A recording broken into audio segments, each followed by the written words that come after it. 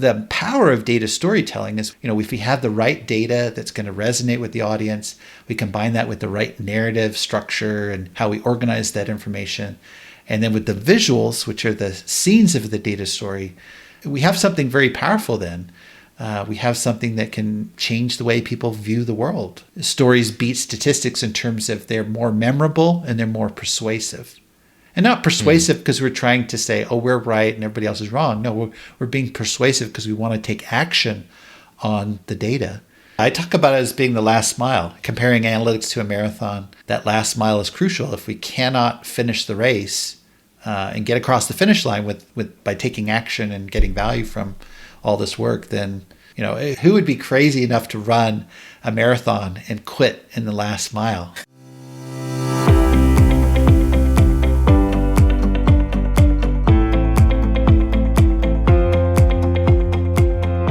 Hi, this is Loris Morini, and you're listening to the Discovering Data podcast. We're here because we want to take responsibility for how data influences the world, and we want to enable individuals on our teams to achieve their highest potential. This show is for you if you want to understand the industry, find your tribe, and accelerate your growth. We bring you conversations with thought and practice leaders from all over the world and create opportunities to connect and to learn as a community. Our new home is at discoveringdata.com, where you'll find a forum to connect with data leaders like you, episode transcripts, best quotes, and other material that can help you learn and apply your knowledge at work. If you have any feedback or ideas you'd like to share, please reach out to me directly on LinkedIn or Twitter. And now join me for this new episode. Let's stay curious and keep discovering data.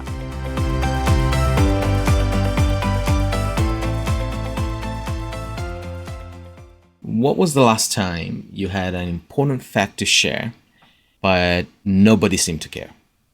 Or the last time that you dealt with a very busy executive and they just didn't seem to have time to listen to you? And you were tempted to perhaps provide a summary, something really short that summarizes the fact, but even that somehow doesn't cut it. So this episode is for folks that want to communicate insights and they want to do it effectively so that the right people can act on them and can initiate change. So the stuff actually happens. The biggest takeaway from today is that while the world is constantly changing, our biological hardware hasn't changed much in the last 1,000 years or so. So this means that the mechanics of our attention might be the only constant really today. And once we understand it, we can use it to our advantage. So storytelling and the skills we'll cover today might well be the most future-proof skills you'll ever develop. That's why they deserve one full hour of conversation with my guest today. Just a note that this is not the first time we talk about data storytelling. We did it in a couple of different contexts. In episode 9 with Gilbert Ecklenbaum, we talked about people's skills for analytical thinkers, and we covered the insights we got from neuroscience, and the evolutionary theory of the brain, system 1 and system 2. Then in episode 10 with Scott Taylor, we looked at data storytelling about data, and that was in the context of getting the business to understand that data management is a strategic imperative for the company, and they need to invest to make sure that the right data reaches the right people at the right time. And today we'll focus on communicating insights and getting people to act on those insights. My guest today is Brent Dykes. Brent has spent over 15 years in the analytics industry, consulting with large brands such as Microsoft and Amazon. Brent received formal education in marketing, and it is this mix of qualitative and quantitative skills that I believe really allow him to bring this unique perspective to data storytelling. Brent speaks regularly at top conferences and workshops around the world. In 2016, the Digital Analytics Association recognized his work with the Most Influential Industry Contributor Award. He writes for Forbes, published 2 books on digital analytics, and he recently published a new book, Effective Data Storytelling: How to Drive Change with Data, Narrative, and Visuals, which I read half of it and I found it incredibly insightful. So, time to learn from Brent Dykes. Brent, welcome to the show, and thanks for joining me. Thank you. Glad to be here. So Brent, let's start straight from the basics. How do we define an insight? How do you think about it? Yeah, that's an interesting question. So when I was writing this book, Effective Data Storytelling, I had a couple of reviewers come back to me and say, Brent, you haven't defined what an insight is. And I realized as I was going through the chapter, I was like, oh, well, I talk about insights a lot, but I hadn't really defined what it was. So I had to kind of stop and pause and think, what is my definition of an insight? And I think like many of us, we turn to dictionaries or something like that to get inspiration. And when I looked at those definitions, I wasn't really happy with them. And I was like, this is not really what an insight is for me. So I kept looking, and then a friend of mine pointed me to a definition by Gary Klein, who's a psychologist. And he said that an insight, or he defined an insight as an unexpected shift in the way we understand something. And for me, that was a big thing, because I was like, it's really about that unexpected shift in how we understand something. So let me give you an example. What would be an insight would be, we thought that our customers loved feature A of our product, and that was what we thought everybody loved. And that's why they bought our product. But then maybe we do some customer research, we do some surveys, we find out actually it's not feature A, it's feature B. And all this time now, we've been focused on feature A in terms of our marketing, in terms of our product engineering, and everything. And so this new insight, this new discovery completely changes how we view what we're doing. We're like, oh my gosh, we've been featuring the wrong product feature in our marketing. We've been throwing dollars, money at the wrong thing. And really, we should be developing this other feature that was under the radar that we hadn't thought of. And so that's an example of an insight. And it's really that shift in understanding, an unexpected shift in our understanding. And I would say it's got to be meaningful as well, right? The definition doesn't capture that. But if we're focused on what's important to the business in terms of the goals and the objectives and what they're trying to achieve, we're going to have insights that are meaningful, that are going to have an impact on the business. Yeah. And, I think that's the key thing. Now, a lot of the time, I think sometimes we use that term insight very loosely in analytics. And that's a problem, because we start to say, oh, here's something interesting, or here's something unusual in the data. But the big thing between an insight and an observation is an observation really just focuses on the what. Oh, sales are up 23%. Oh, that's higher than it was the same time period last year. Okay, well, that's interesting, but it doesn't explain what's going on or why that's occurred. And I think the insight, then looking at it deeper and doing the analysis and finding an insight and saying, we are up 23% because our competitor just had their main core product recalled, and they're going through a massive product recall. And so now customers are coming to us for our product as a replacement for this product that's been recalled. And that's an insight. And now we can do something with that insight. Now it's like, oh, we've got an opportunity here. We can seize on, this unfortunate event with our main competitor and promote our product as a solution to that problem for people who are looking for a particular product in that area. I find this fascinating for a number of reasons. I suppose one is that we creatures of habit, and we tend to stick to our models of the world, and changing our mind is perhaps one of the hardest things ever, right? Absolutely. There is also, and so this leads me to think like, okay, so once we find a new way of thinking, or something that might challenge our beliefs or our existing models of the world, then we need to communicate it. We need to tell the story to someone so that they also care. And I found interesting in your book the definition, the sort of the distinction between informing and communicating. And as a person of science, being involved with research in academic settings for a long time, you get told from the very beginning, from day one, that you need to stick to the facts, because facts are objectives and they're not polluted by emotions and stories. And the thing is that doesn't really work in the real world. You get out of academia and there is no abstracts, there are no reviewers that think exactly like you. There are no more human beings, and they couldn't care less about the facts, or at least not to begin with. So what is what makes communication better than information? What's the difference between informing and communicating? Yeah, there's a definition that was, or a quote. It's not a definition, but a quote by, I'm trying to remember his name, Sidney J. Harris, and he was a journalist, and he kind of equated informing to giving out, and communication is getting through. And I think that's really the key crux of it, is that what are we doing when we're doing reporting and we're informing people? We're basically delivering information to them, and we're kind of like hands off. We're kind of like, interpret it for yourself. I've done my job. I've given you the information, right?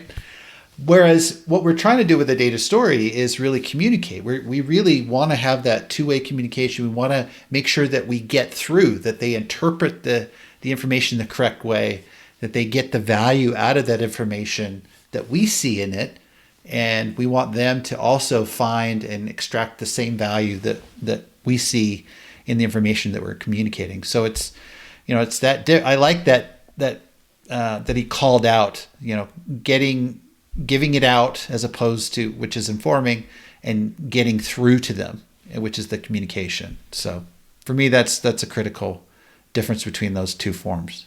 Perhaps it's time to tell the story that you tell in your book, which I must confess, it was really shocking. I heard of something similar, but the way that you presented that anecdote was really regional, and just got me thinking. You got through. That was an example of me reading the thing and we're like, oh my God, I can't stop thinking about this. It was the example of that medical practitioner that was involved with giving birth to babies. Tell me the story. Yeah, so Ignace Semmelweis, maybe some of your listeners have heard of him, but he was a Hungarian doctor back in the 1800s, and this was before we knew about germ theory. And so he worked at a Vienna hospital that would train young doctors and midwives, and he inherited a problem. He was basically the chief administrator at this hospital, and they had two clinics, and each clinic had a problem with something called childbed fever. And a lot of women would come deliver, they would get sick from this childbed fever and then die 2 or 3 days later. And the interesting thing that he found was, for the past 5 years, the doctor's clinic had a mortality rate that was more than double that of the midwives. And this is really troubling because basically you had, and a lot of times with this university hospital, they were treating poor women, prostitutes, and different people, and it was a free service. But he actually would see the women on the street begging to not go to the doctor's clinic because they started to hear that you had a higher chance of dying in that clinic compared to the midwives. And so they looked at the two clinics side by side and tried to figure out, why is there this difference? Why is one clinic, the doctor's clinic, worse than the midwives?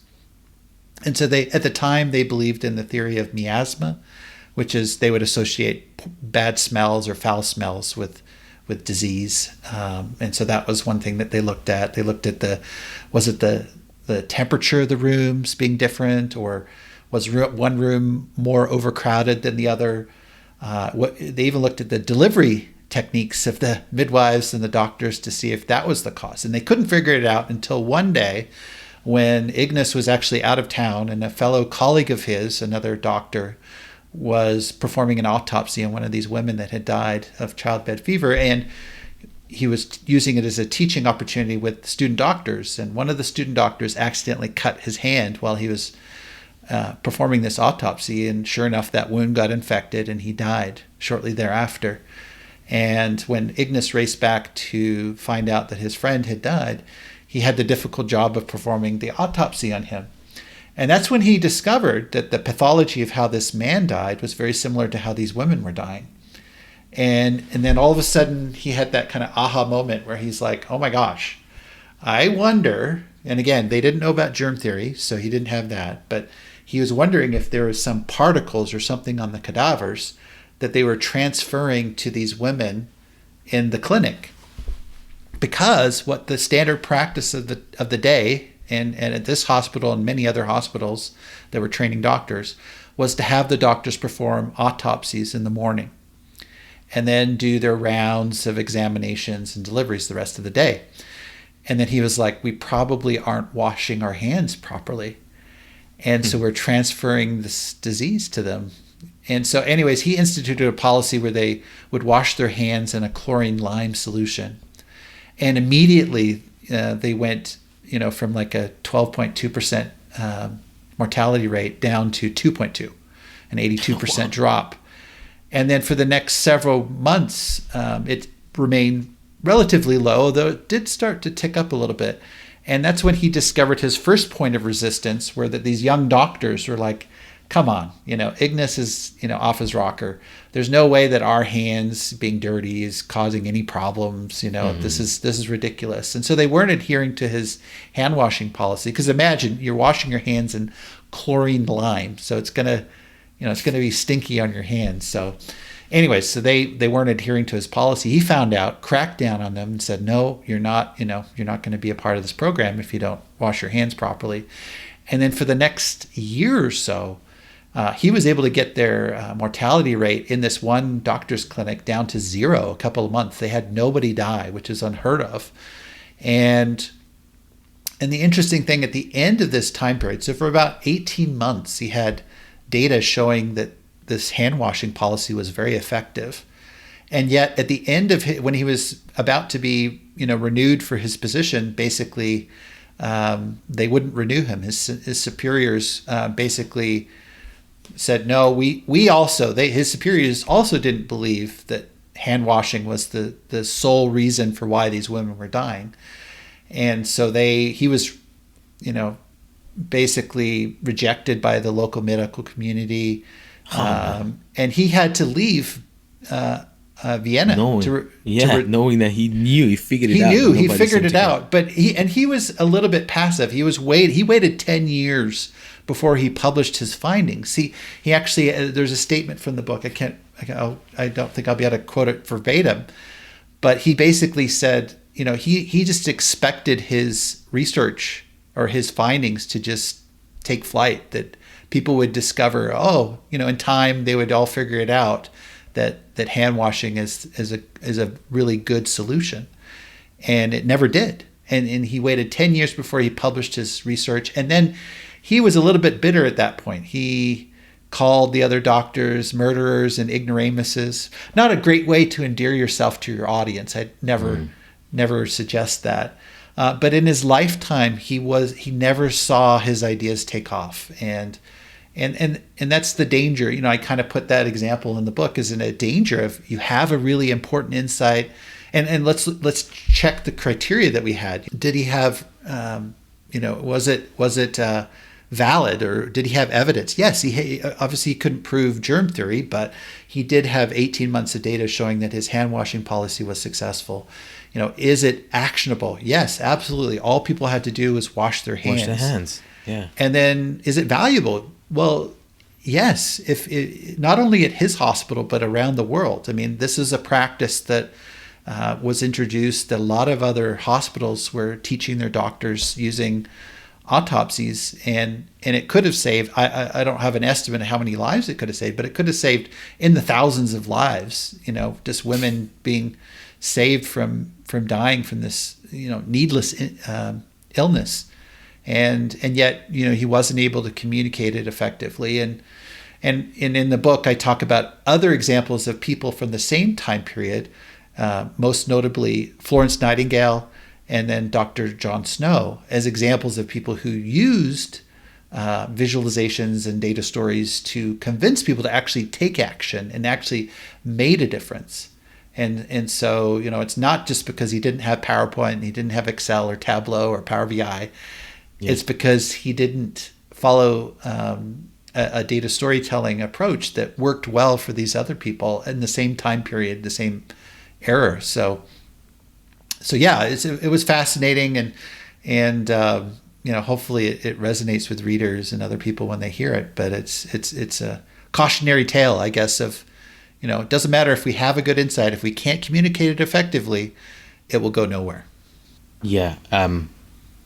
Yeah. He's a very simple example of a thing that you can do. Just wash your hands better and save thousands of women.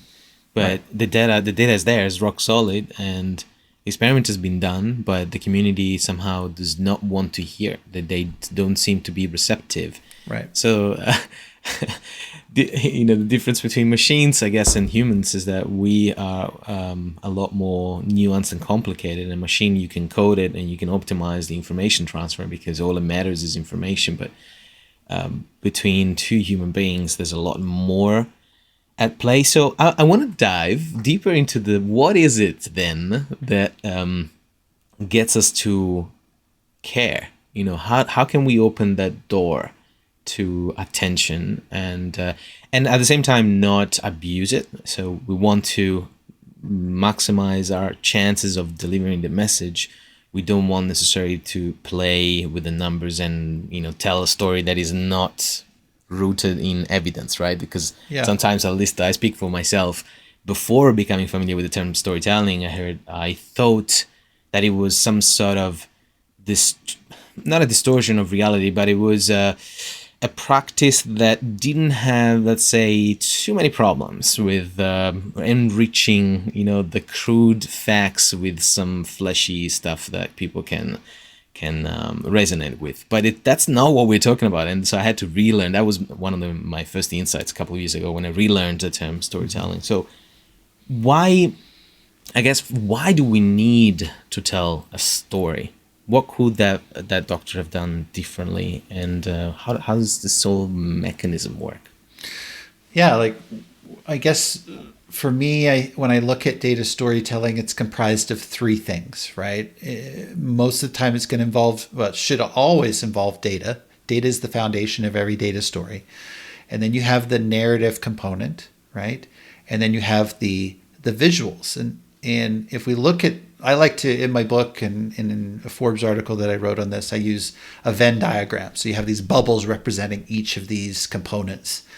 And if we look at the intersection between data and narrative, really what's going on there is if I took a spreadsheet of data and I said, hey, Loris, I've got this great insight. Here's the spreadsheet, have a look at it. Tell me what you think, and there's a good chance that you haven't spent as much time on it as I have. You may not have the full context. You may not know the meaning behind different metrics that are in that spreadsheet. And so what do I need to do? I need to combine not just the data itself, but also the narrative with it to help explain it to you what it means. And so that's kind of, for me, the first connection there. Now, the reason why visuals are important is because, again, if we go back to that spreadsheet and it's just a table of data, and there's, I'm expecting you to pull out anomalies, patterns, trends in the data. It's going to be very hard for you to do that without a visualization to help you, especially the more complex the numbers, the more likelihood you're going to need a spreadsheet or visualizations to help you interpret that data. And so when we have a really good visualization to go with our numbers, that often is very enlightening to the audience. It helps you to see things in the numbers that you would miss without the help of that visualization. And then the last combination of those two bubbles between the narrative and the visuals, a lot of the reason, we're up late at night watching TV shows is because as human beings, in our DNA, we are storytelling creatures. We love that combination, especially visual stories where, we can see things and explore that, and it really engages us at a very deep level. And so the power of data storytelling is when we can tap into, if we have the right data that's going to resonate with the audience, we combine that with the right narrative structure and how we organize that information. And then with the visuals, which are the scenes of the data story, to help bring that data to life and help it really connect with our audience, we have something very powerful then. We have something that can change the way people view the world. Their behaviors, their attitudes, their actions can be affected by a really well-designed data story. And there are many benefits for storytelling. In the book, I share a couple of examples of how stories beat statistics in terms of they're more memorable and they're more persuasive. And that's a key selling feature. Who wouldn't want their insights to be more memorable and more persuasive? And not persuasive because we're trying to say, oh, we're right and everybody else is wrong. No, we're being persuasive because we want to take action on the data. Part of my whole, having worked in analytics for such a long time, I know that we get caught up in all of the work that goes into analytics. But if we're not acting, after all the data collection, the data preparation, the data visualization into reports and dashboards, if after all of that effort, we're not analyzing the data and taking those insights and acting on them, this whole ecosystem of data really falls apart, because at the end of the day, it's only as valuable as the insights and the action that we can take on that data. It's crazy, right? If you think about how much work does it go into data management, and it's just insane. I saw recently one of the many posts that you put out on LinkedIn. I think it was connected to a Forbes article you wrote recently, where there was a time, like a horizontal line that started from data ingestion and ended up with an action, and there was a nice curve that showed the ROI. How much you need to spend in terms of energy and time before you get something out of it. And it's crazy that until all the way from ingestion to analysis, you're still spending money. Then from analysis, slightly you start going up, but really everything, the magic happens when someone acts on it. So the whole investment in data X, whatever X is that you're doing, is pointless if we don't get someone to act on it. So yeah, we can't screw that up. It's crucial. Crucial. Yeah. I talk about it as being the last mile, and that analytics, comparing analytics to a marathon, that last mile is crucial. If we cannot finish the race and get across the finish line by taking action and getting value from all this work, then, who would be crazy enough to run a marathon and quit in the last mile? I mean, that sounds horrible. You don't get the medal and you do all the training and all the suffering to get so close and then end up with nothing. And that, unfortunately, that happens at a lot of companies. And as I mentioned in the Forbes article, it's not that they're just doing one race and that's it. No, they'll start a new race and they'll start the first stages of that race again, the stuff that they're comfortable with, but never getting, the finisher medal for completing an actual race. And that's a real problem when we're not driving value from these investments. Yeah.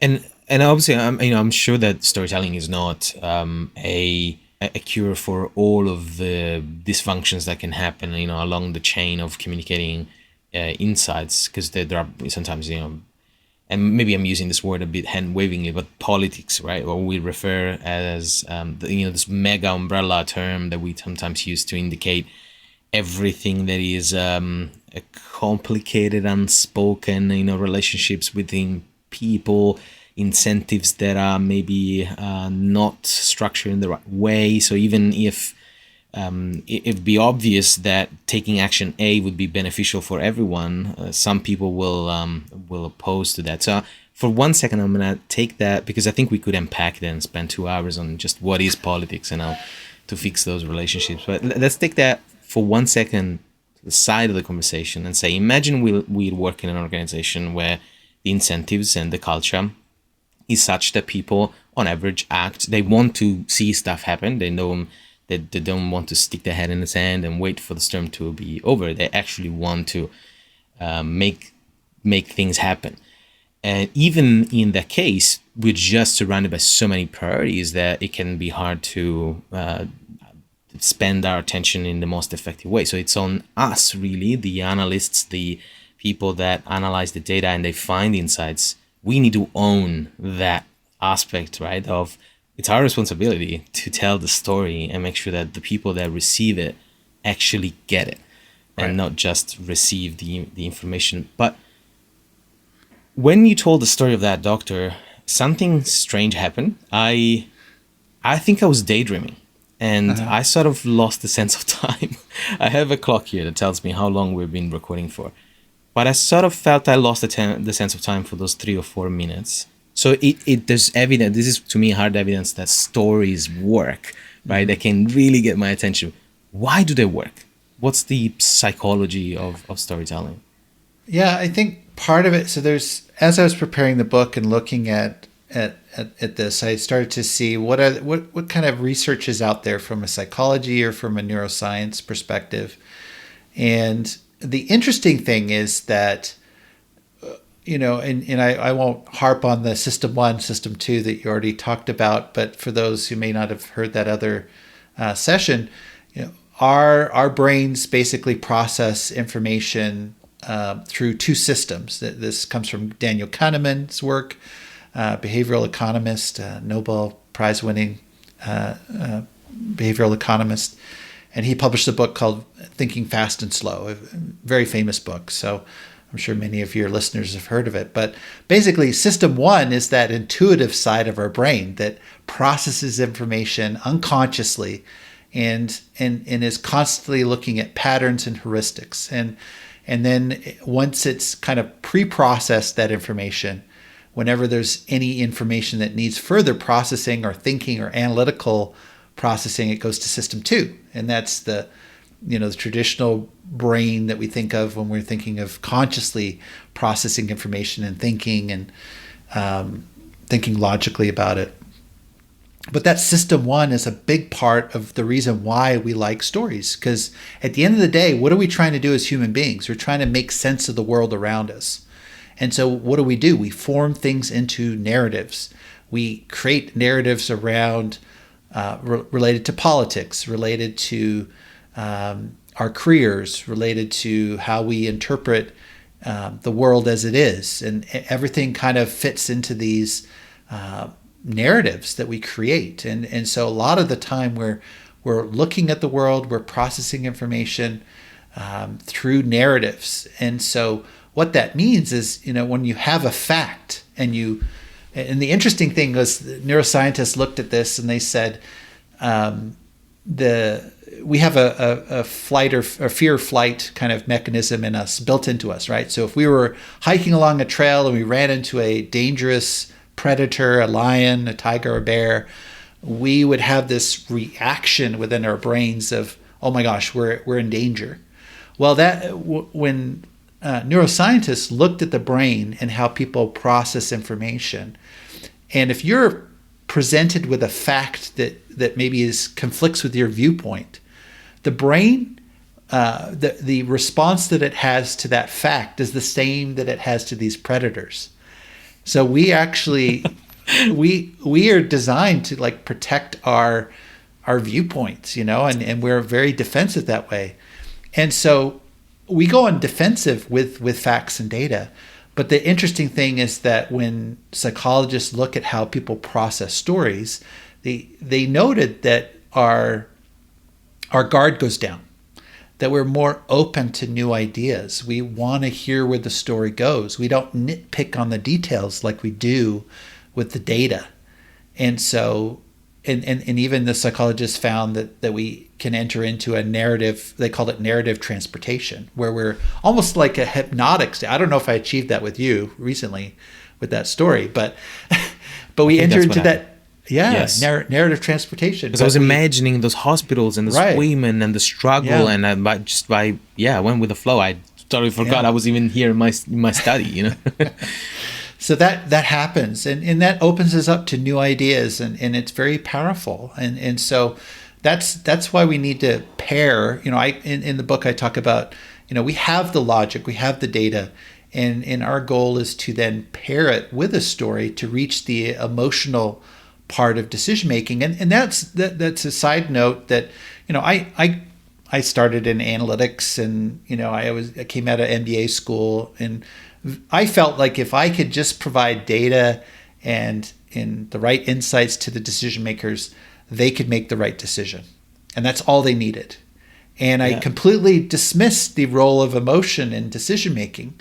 But it actually, when neuroscientists look at the role of emotion, it actually plays a bigger role than facts or data do. And there's a neuroscientist by the name of Antonio Damasio. He's a U.S.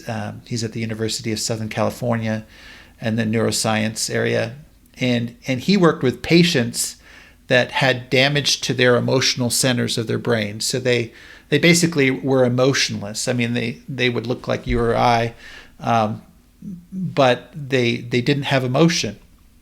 And the interesting thing that he found when he would try and schedule a lunch, like for example, he'd try and schedule a lunch appointment with these patients, and he started to observe that they really struggled with making a decision on where to eat. A decision that you or I, if I came to Sydney, we could make a decision in a minute or two where we would go to lunch. Yeah. Whereas these individuals, they would vacillate back and forth between the different options. They would say, well, if we go to the sushi place, they have the special I like on Tuesday. But then again, the Italian place is easier for parking. But then again, the servers are friendlier and they go back and forth between the different options. And so 20, 30 minutes would go by and they're still trying to make a decision on where to eat. And so Antonio Damasio realized that emotion does play a key role in decision making. And so that's why, again, storytelling is important, because it gives us a bridge to connect with that emotional side of the decision making, to help form a narrative and help people, help them to make better decisions. And so it really is a critical part of how we should be communicating insights. It's funny, like it's almost a feature reduction process, for the folks that are used to analyze data. Sometimes you have this large tables filled with columns, 20, 30, 100 columns. And one of the first things you do is understand which columns matter more. So you go through this reduction phase and you eliminate the noise. And it's a very mathematical, solid process. But here, it almost feels like our emotions are acting as a sort of filter. They create these patterns and shortcuts to help us focus on the things that matter more to us, as opposed to get lost in the infinite details. Right. I never thought that an insight was like a lion. I think this image was going to stay with me, Brent. You have an insight, something that's going to challenge your belief. Think about that as a lion. It's so useful. Then how do we let these people take that guard down? How do we gently introduce it? What can we do in practice when we are on the job? We're stressed. There are so many priorities, but we know we have this nugget that we validated. We run tests, so the maths is solid. Mm-hmm. We only need to get the right people to act on it. What do we need to change our mindset? Do we need to make a shift? Is there a framework we can follow? What can we do? Yeah, I mean, one of the things that a lot of people like to do is they do the data dump, right? Here's all of the information. Here's everything that I looked at, and what we don't realize is we're looking through the lens of the curse of knowledge, right? We look at that information. We've been blessed with an insight, and we see it so clearly in that information that we're sharing, but we don't step away from that and look at it from their perspective and say, they haven't spent hours or days or weeks in the data like we have. They may not have a full context of everything that we've looked at and the full meaning behind the numbers. And so I always kind of say we need to shift from that exploratory approach to an explanatory one. And that shift and that's really, when I get asked, what is the biggest challenge that you see with data storytelling, it really comes back to that people don't make that shift. They don't navigate that chasm between exploratory, looking at the numbers, analyzing it, exploring the data, and then figuring out, I need to change how I communicate that information to others, because they haven't spent all the time. They don't have all the context like we have. How can I bring them up to speed and help them understand a problem in way less time than it took me or you to analyze the problem and come up with an answer? And so, it's really about picking and choosing what goes into the story. How can I make it into, following a structure so that I can structure my ideas, structure the findings in a way that's going to connect with people and help them to understand it, and then bring out the key insight using visuals and charts that are going to help people to really see what I see. That's one of the challenges, is that people, when they look at the charts and the data after they've spotted an insight, they can look past the noise in the charts. They can look past things in the charts that other people, they won't see past that noise. They will see the noise, and it'll be hard for them to see the signal. And so really our job as data storytellers is to go through and really bring out the signal as strong as possible and help the audience to easily and clearly see what's going on in the numbers, and then position them to make a decision. Yeah, and so this also, I suppose, requires a lot of like knowing who you're talking to at different levels. I imagine a startup is, typically they're horizontal organizations. Everybody can talk to anyone. They say below 50 people, typically it's full. You get to have a coffee with the CTO and CEO. Then if you cross that 50 to 100 line, it starts getting a little bit complicated. So you have one level of management. And if we scale that up all the way to an enterprise with 1,000 or more employees across many countries, many regions, then communicating an insight becomes very difficult, because as an analyst now, you don't just need to know the facts and how to analyze it, and you need to have access to good data, which is another huge chapter, assuming that you have good data. You also need to communicate it to your line manager, but also help or liaise that communication process all the way to the decision maker, and who knows where they are in, in the hierarchy. I guess I'm wondering, what is there a clear winner when it comes to culture and organizational structure to ensure that we become, as organizations, as collections of people trying to achieve the same goal, we become more flexible, more malleable, more resilient, more easily able to adapt and change what we're doing, or is just a matter of again just telling a story that cuts through all of those layers of abstractions so that we built in enterprises and get to the very top. Yeah, I mean, data stories are going to work in any kind of culture, because at the end of the day, we're all human beings, and I still go back to that human beings are we're not data storytelling. We're storytelling creatures. We consume and tell stories all the time. Now, in certain cultures, I think data storytelling will flourish more than others. One of those cultures that I think is really works well with data storytelling is a test and learn culture, right? So where people understand that we're constantly learning from the data. We run tests all the time to see what the results are, and there's probably many stories that come out of that testing that can then be shared throughout the organization. You're going to have a culture in which people want to hear those stories. They want to hear what's new, what's happening. Did we learn anything new about our customers? Did we learn anything new about our business processes? Did we learn anything new about our competitors? Those are the things, in that kind of culture, I think you're going to see an appetite for data stories. But I also think many organizations aren't there yet. They don't have that kind of culture there. And that's, again, I think one of the powers of data storytelling is, and having data stories shared and having a forum. I guess that's the minimum you have to do. You have to set up a forum. You have to set up a way in which data stories can be shared. But then what does data storytelling do? It does a couple of other things. It raises the data literacy of everybody.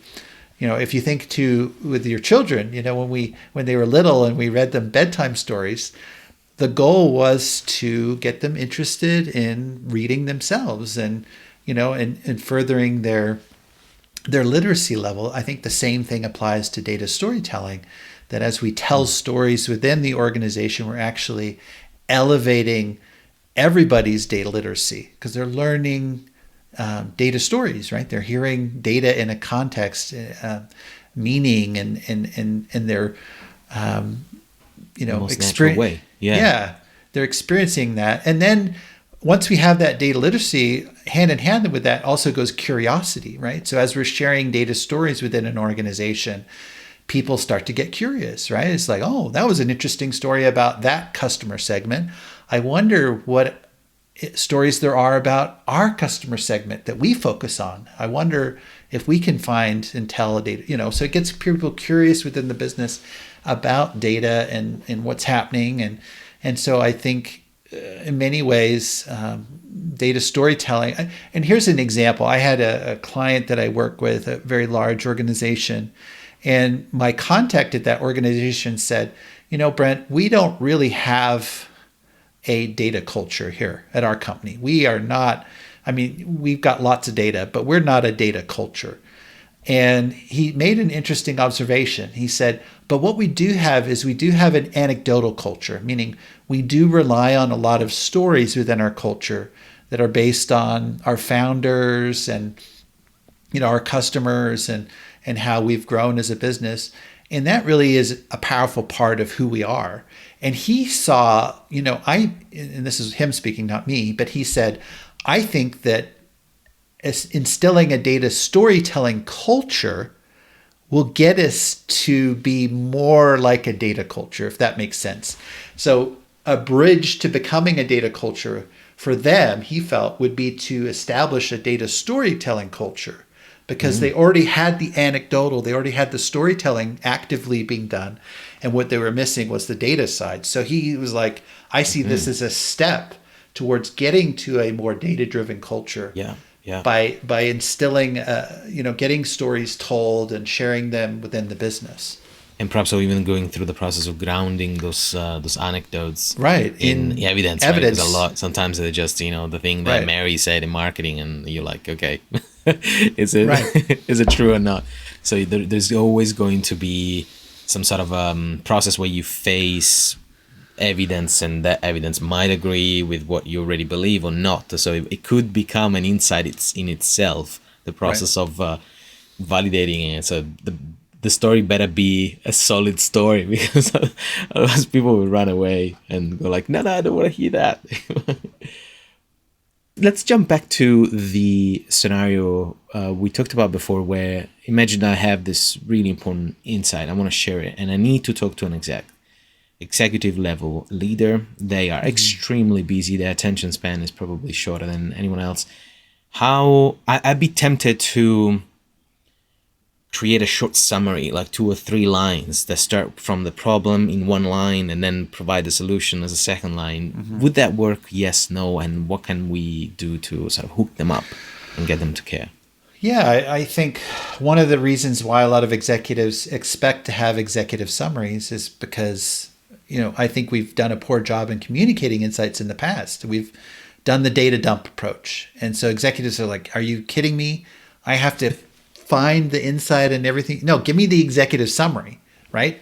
And so now we have this executive summary approach. Now, the reason why sometimes I react to this is that if we think of a data story, or we think of just a story, and I use this example in the book, what are we doing with an executive summary? We're jumping, we're just taking the climax or the insight of the story and giving that to somebody and saying, here's what you need, do with it what you please. And, if we think of a movie like Empire Strikes Back, okay, and spoiler alert, I'm going to spoil the movie for you, but I figure if you haven't seen it by now, you probably don't care.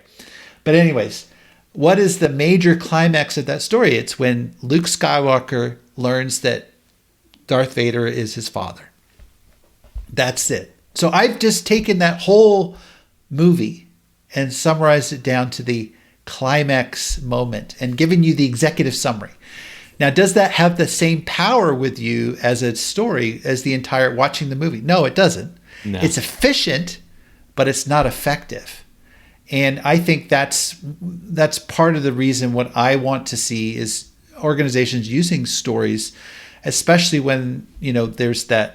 And let me give an overview of my view of how a story should be structured. And then I'll and then I'll come back to a modification that I think can work in those situations where we have an executive who just wants the insight. But let me tell you how a story should be told. And so this comes from me looking at how people think of storytelling. And most of us have heard, stories have a beginning, middle, and end. And that comes to us from Aristotle more than 2,300 years ago. When he looked at Greek tragedies, he observed that they had this 3-act structure where basically the way he looked at it was there's some kind of event where a knot is tied. So there's a problem, there's a conflict or something, a knot is tied. And then the back end of the story is untying that knot and kind of the resolution of everything. So for me, I started with that definition. I was like, it just doesn't work for me because a report has a beginning, middle, and end. And I don't think of many reports as stories. So I kept looking, and then I came across a guy by the name of Gustav Freytag. And he was a German playwright who studied Shakespearean plays. He looked at Greek tragedies as well. And he kind of identified what he called kind of a story arc, or the Freytag pyramid. Very similar to Aristotle's, but just a little bit more defined. And I found that was perfect for what I wanted to do from a business perspective with data storytelling. And so I call it the data storytelling arc. And it starts with, in a traditional story, you have the exposition, which is basically establishing the characters, the setting, the scene, and kind of introducing the beginning of the story. Well, we're doing the same thing in a data story. We're establishing the setting and a hook. And so in a data story, what we'll do is we'll establish what's the status quo. What typical patterns do we see in this data? What data are we looking at? What time frame? We're basically introducing, this is what we expect to see. And then we have our hook, which a hook is kind of like the inciting incident of a story where something major happens to the character. Well, in this case, our hook could be that a metric increased significantly or decreased significantly. Something memorable, a key observation happened in the data that was interesting or unusual. And then that gets the audience curious. It's our hook into the rest of the story. Hey, we saw this, we saw revenue increased 43% last quarter. We don't know why.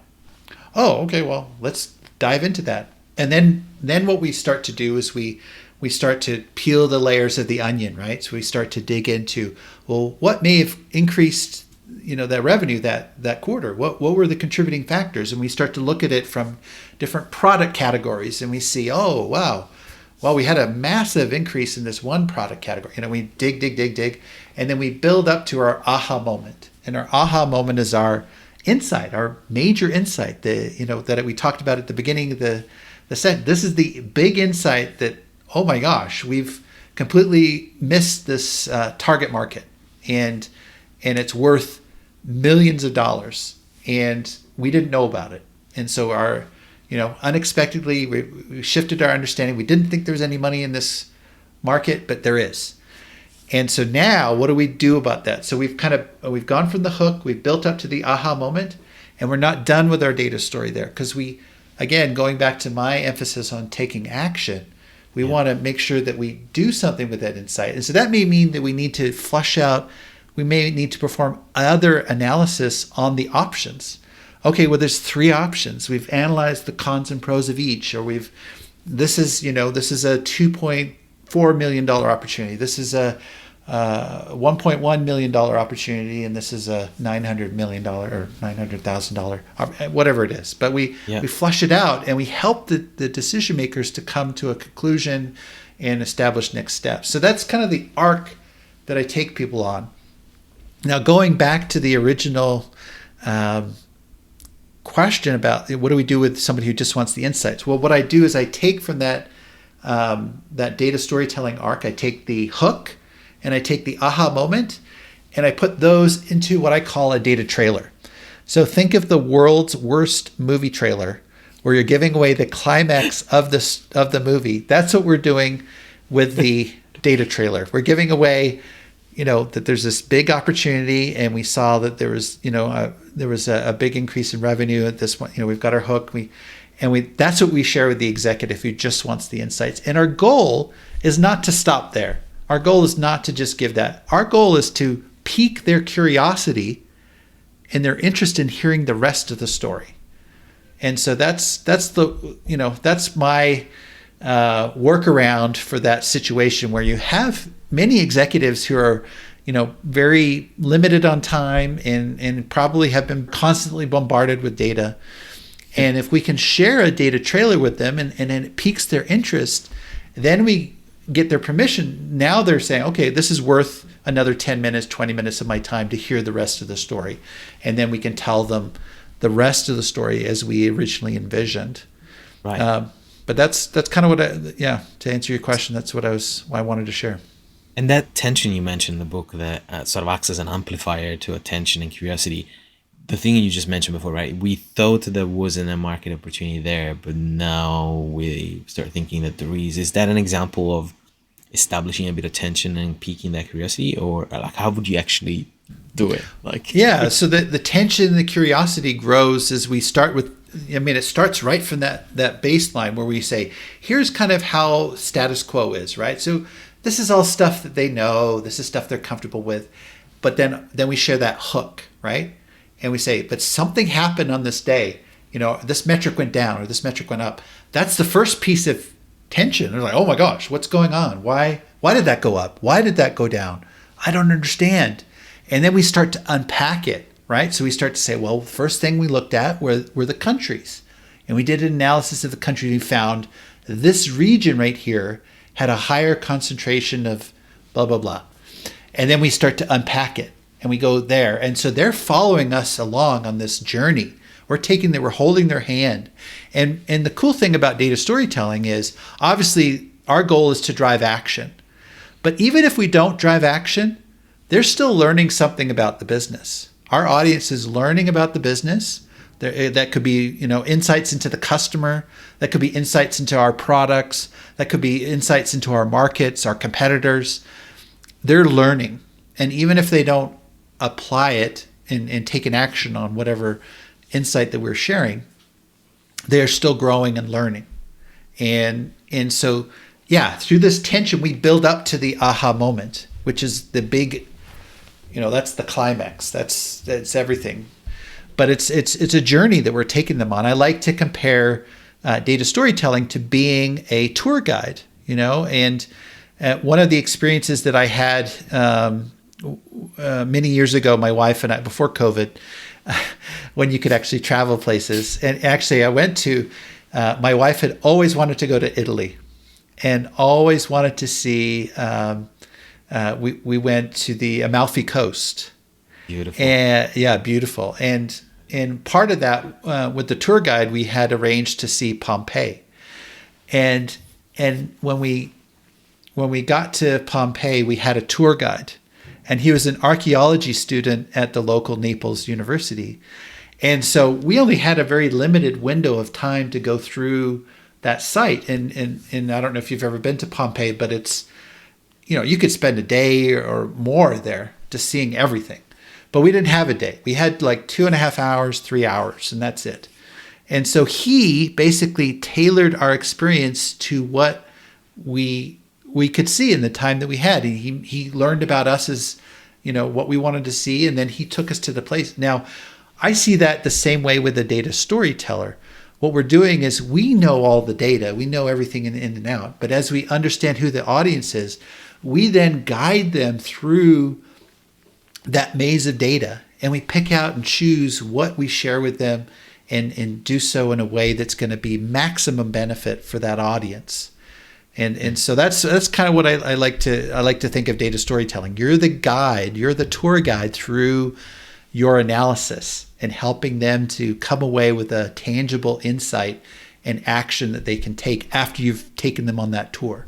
One of the challenges that you can run into with a data scientist or with an analyst is what I call is the analyst journey, where it's like, oh, first I looked at this, and then I looked at this, and then I ran, I did some regression analysis here, and that didn't turn up anything. No, that's not what I'm talking about. This is geared towards the audience. What do they want to see? And how can I take them through meaningful data that's going to be beneficial to them, not recount the steps that I took in the analysis. That's not storytelling in my mind. apart from the fact that you just did it again with Pompeii, because I was there imagining the ruins and I got teleported. So this is really working. I'm just thinking that it almost, to me, if there's one thing that I really bring home out of this conversation is that allowing people to get curious and broaden their horizon around what they do, that are analysts, are data scientists, to become more familiar with what people care about around them, their line managers, their peers, their people that are above them. How can we talk to them in a meaningful way? It really feels like unless we have an organization that helps us do that, we will always be stuck in our cubicles doing our modeling and learning about the new deep learning and adversarial network stuff that is hot at the moment, and maybe even learn how to deploy them and put it into production and become really more of a software developer kind of person, like an engineer that focused on solving the problem, which is good. We need to have that. But if we then don't communicate it, it just dies there. High salaries, high hourly rates going completely into the bin, with the added frustration of the people that work on them, because I know many data scientists are really brilliant. They know how to talk to numbers, but for some reason they either lack the time to care about how to talk to people, or they're just stuck in organizations that are so hierarchical and cubicle-ish that they can't, even if they wanted to, they would have to invest their time on Saturdays and Sundays to reach out to those folks, because there isn't an opportunity to network and have those casual conversations and have those haha moments. Yeah. So how do we build better systems, or structuring our organization so that those stories can emerge, can bubble up? Yeah. I mean, I think part of the challenge is finding the meaningful stories, right? I mean, we can find all kinds of insights in the data. We've got more data than we need. And it's really being very targeted. And one of the things I talk about in the data chapter of my book, I talk about something I call the 4D framework. And it's an audience 4D framework. And it's useful for many reasons. I compare data to a labyrinth where you could go into the data and get lost, right? And maybe not, you could emerge from that labyrinth with nothing to show for your efforts. You could get lost, you lose track of time, and then you're just worried about getting out and surviving the labyrinth.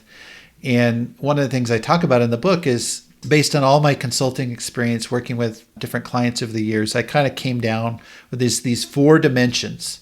If you can understand these 4 dimensions, it's gonna help you to find insights that are meaningful to your audience. And so the first thing is understanding, what is the audience's main problems right now? What are they trying to solve? And let's pretend that we're working with a marketing department and they're struggling with generating leads for their sales team.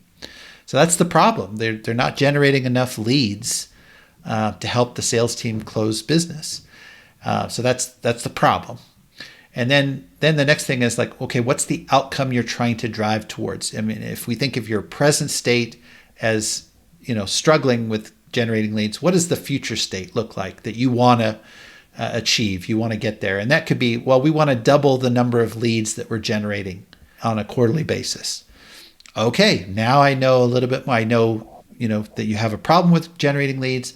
I know that you're highly focused on doubling the number of leads that you're generating for the sales team. And then the next thing is, okay, so what are you currently doing that's tied to this outcome? Like, how are you trying to shift from the present to the future?